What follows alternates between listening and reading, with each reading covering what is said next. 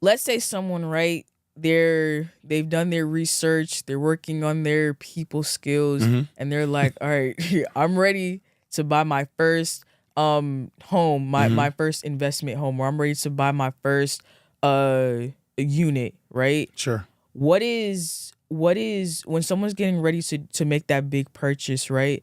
What's a good amount that they should start with? I think that depends on the area, which is why I go to the Midwest. So I bought my first home in Atlanta in 2019, Lithonia, and this was before the skyrocket really took off. Mm-hmm. So I bought a $180,000 home Mm-hmm. for, I think, out of pocket, all in, closing costs, down payment. I was under 10K or right around 10K. Mm-hmm. You can't do that here now.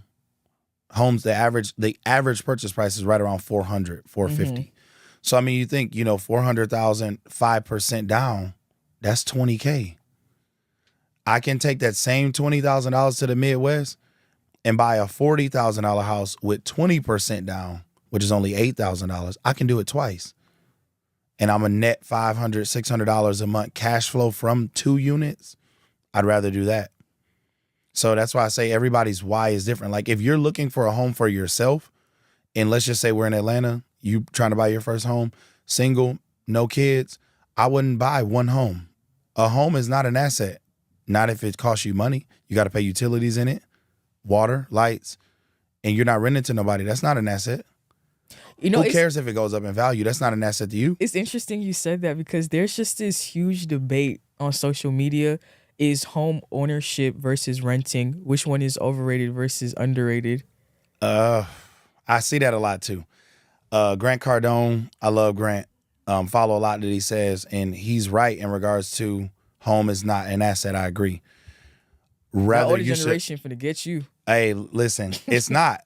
Assets put money in your pocket. Liabilities take money out. So remember, I own a bunch of homes. If they weren't assets, I wouldn't own them. I'm not that crazy. But the home I live in does not make me any money. It goes up in value. But what does that matter? Until I sell it or pull the equity out of it to use it, it's a liability. Renting versus owning. I just told you you're gonna need $10,000-$20,000 to get a property in the metro area.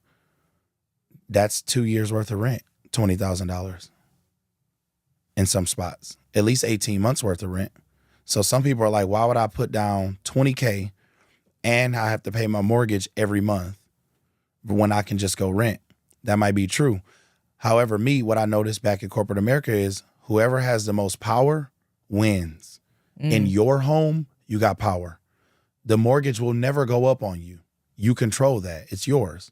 In an apartment, however, But I thought in terms of the mortgage that but if the property value, like let's say they start building stuff around the area, like you get a Chipotle and a Starbucks, then that mortgage is gonna go up, right? Absolutely not. When you put your name on a mortgage deed, a deal with the bank, it's like buying a car. Yeah. You buy a car, they say this is a $50,000 SUV, and your payment is gonna be $750 a month, 5% interest for 5 years. That's it.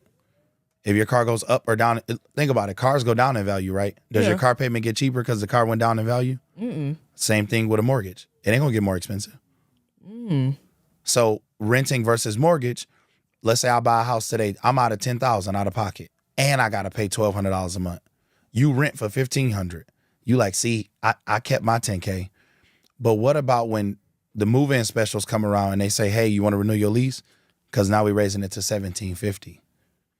Well, that I do know. And then they build a Chipotle by you and now rent $2,000.